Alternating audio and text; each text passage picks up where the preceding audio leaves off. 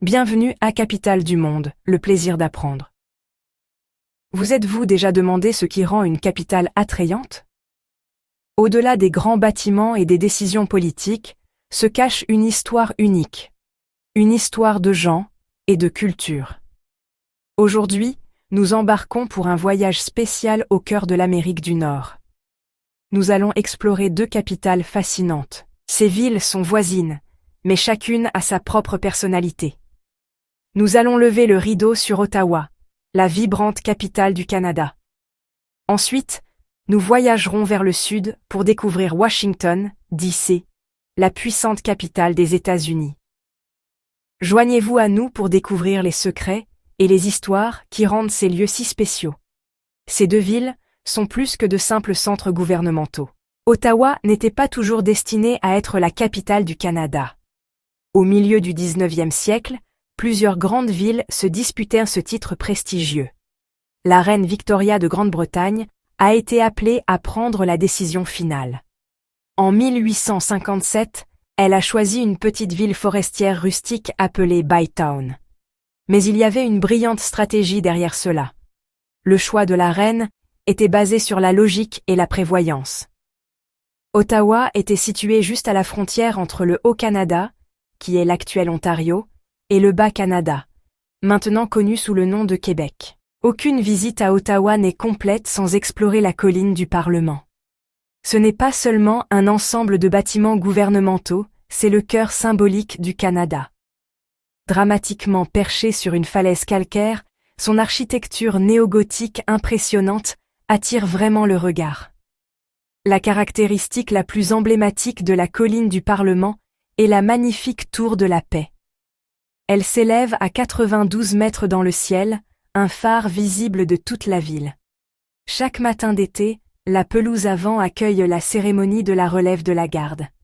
Vêtus de tuniques écarlates et de bonnets à poils d'ours, les gardes à pied du gouverneur général offrent un spectacle coloré de précision militaire et de musique. Le caractère d'Ottawa est profondément modelé par son environnement naturel, en particulier par ses magnifiques voies navigables. La ville est située au confluent de trois rivières, l'Outaouais, la Gatineau et la Rideau. La voie navigable la plus célèbre d'Ottawa est le canal Rideau. Ce prodige d'ingénierie, classé au patrimoine mondial de l'UNESCO, s'étend sur 202 km jusqu'au lac Ontario. En hiver, une section du canal qui traverse le cœur d'Ottawa se transforme en quelque chose de magique. Elle devient la patinoire du canal Rideau, la plus grande patinoire naturelle gelée du monde. Ottawa est également réputée pour ses festivals, célébrant chaque saison avec enthousiasme. Au printemps, le Festival canadien des tulipes inonde la ville d'une mer de couleurs. L'été amène l'Ottawa Blues Fest, l'un des plus grands festivals de musique en Amérique du Nord, présentant des stars internationales de tous les genres. Le marché Byward est l'un des marchés fermiers les plus anciens et les plus grands du Canada. C'est un centre d'activité animé de jour comme de nuit. Les habitants d'Ottawa sont le reflet de la diversité du Canada. Le bilinguisme officiel de la ville est une réalité quotidienne, et vous entendrez souvent parler anglais et français dans les rues. L'histoire de Washington, D.C. commence par une grande idée et un accord politique. Après la Révolution américaine, les jeunes États-Unis avaient besoin d'une capitale permanente.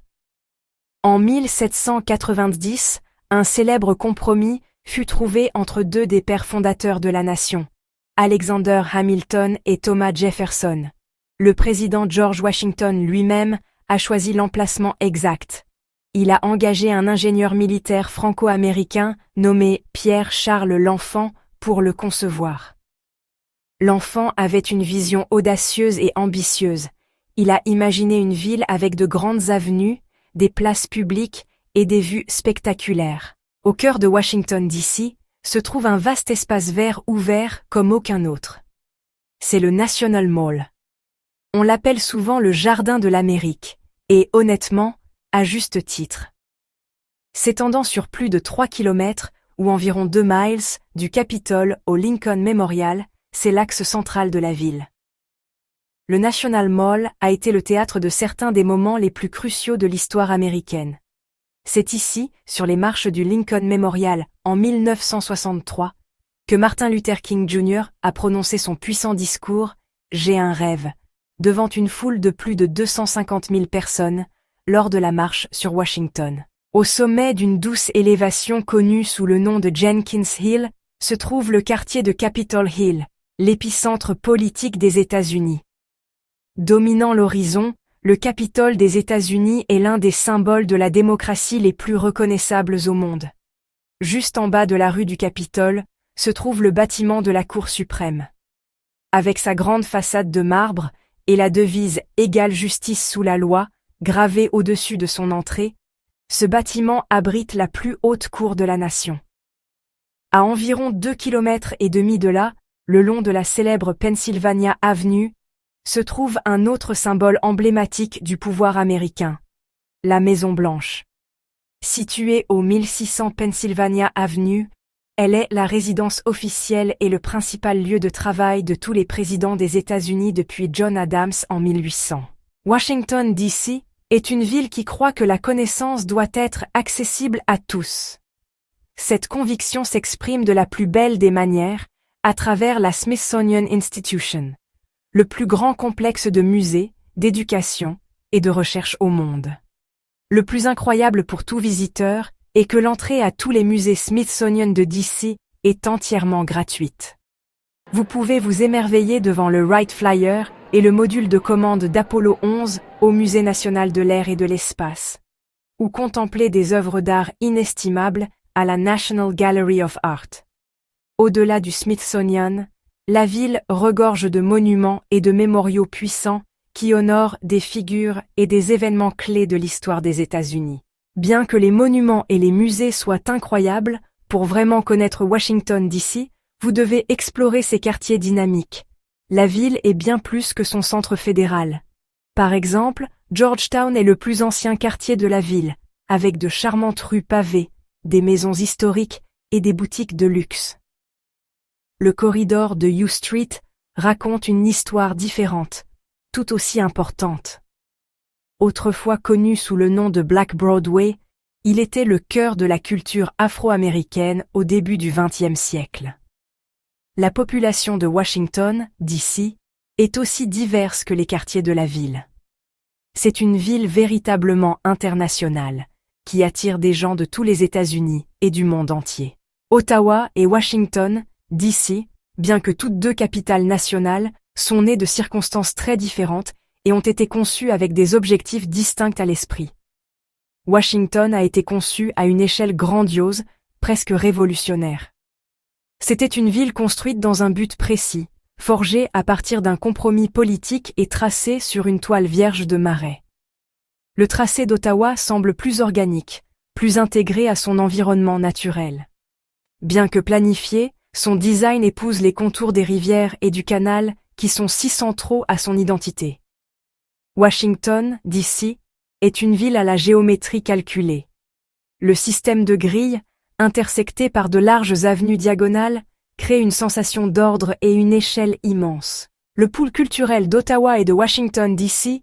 bat à un rythme différent, reflétant le caractère distinctif de leur nation.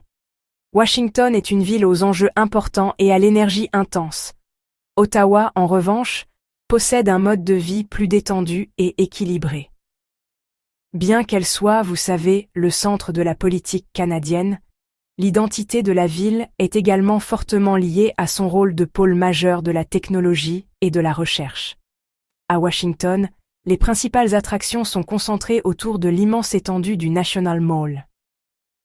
L'expérience est souvent une expérience de respect, de déambulation dans de vastes musées et de contemplation d'imposants monuments qui racontent l'histoire américaine. L'expérience du visiteur à Ottawa est plus intime et accessible. Le charme de la ville réside autant dans ses quartiers animés, comme le marché Byward, que dans ses activités récréatives. Si ces deux capitales étaient des personnes, Washington, D.C., serait la leader sûre d'elle et ouverte, toujours au centre de la conversation. Washington opère à une échelle massive. Ottawa serait la contrepartie réfléchie et diplomate. Ottawa, en revanche, se sent beaucoup plus humaine dans son échelle. Bien que la colline du Parlement soit grandiose, la ville elle-même est accessible et facile à parcourir. Le symbolisme de la ville est direct et sans complexe. L'imposant Washington Monument, le Lincoln Memorial, qui ressemble à un temple, et le Pentagone, qui ressemble à une forteresse, sont tous des symboles de force et d'autorité. Le symbolisme d'Ottawa est plus subtil et lié au concept de nature, de résilience et de compromis. La Tour de la Paix, qui s'élève des édifices du Parlement, symbolise l'engagement du Canada envers la paix. Notre voyage à travers les capitales d'Amérique du Nord est arrivé à son terme. Nous avons parcouru les rues historiques d'Ottawa et de Washington, D.C., deux villes qui servent de cœur à leur nation. Nous avons commencé par une question simple. Qu'est-ce qui fait qu'une capitale fonctionne? Nous avons découvert que la réponse ne se trouve pas seulement dans les grandes salles du gouvernement, mais aussi dans les parcs, les quartiers et les gens qui habitent ces lieux. Nous avons vu comment Ottawa, choisi pour son emplacement stratégique, est devenu un symbole de l'unité canadienne, mêlant nature et culture avec une tranquille assurance. Ensuite, nous avons voyagé vers le sud, vers la puissante capitale des États-Unis, Washington, D.C. Ici, nous avons trouvé une ville née d'une vision audacieuse, une capitale construite spécifiquement pour être le théâtre d'une nouvelle démocratie. En réfléchissant à notre voyage, il est clair qu'Ottawa et Washington, D.C. sont bien plus que de simples voisins.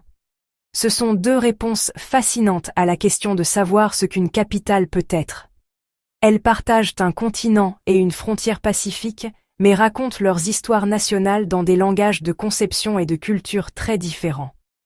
Ottawa parle le langage de l'harmonie, ses flèches gothiques se dressant le long de ses voies navigables sinueuses, son identité enracinée dans l'union de peuples divers. Washington, D.C., parle le langage des idéaux et du pouvoir. Ses monuments néoclassiques et son design grandiose et symétrique communiquent les principes de démocratie, de justice et de liberté à une échelle épique. Nous sommes arrivés à la fin de notre vidéo et nous tenons à vous remercier sincèrement de nous avoir accompagnés dans ce voyage à travers Ottawa et Washington, D.C. Ce fut un plaisir de partager avec vous les histoires et les secrets de ces deux capitales fascinantes.